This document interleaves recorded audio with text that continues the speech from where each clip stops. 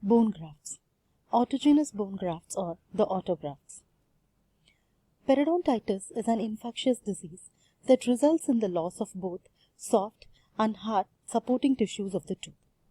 The material that is used to regenerate or replace the lost hard tissue, that is the bone, is termed as the bone grafts. Let us look at the autogenous bone grafts. These are bone grafts that are obtained from the same individual. The bone graft that is obtained from one site is transplanted into another site of the same individual. The autogenous grafts are considered the gold standard of the bone grafts. The autografts are of two types: bone from intraoral sites and bone from extraoral sites. Intraoral bone grafts are taken from bone within the oral cavity, that is the maxilla and the mandible.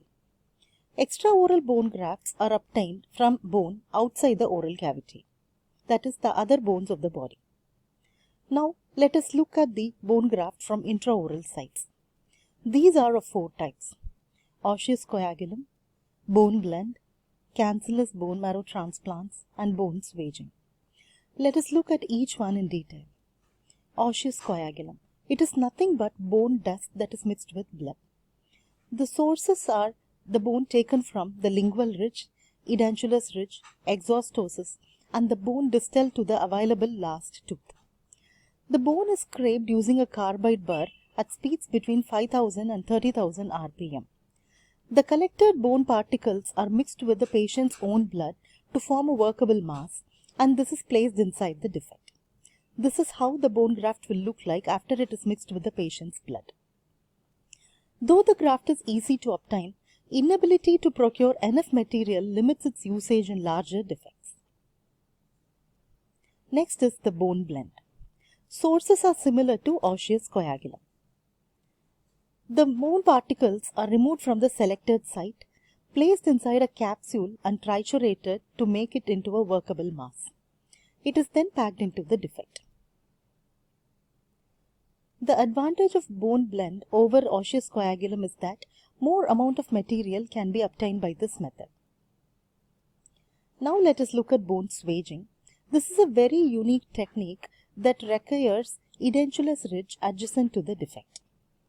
In this technique, a flap is raised and the chisel is inserted into the bone 3 to 4 mm away from the defect. Then, with the pushing action of the chisel, the bone is pushed into the defect without fracturing its base.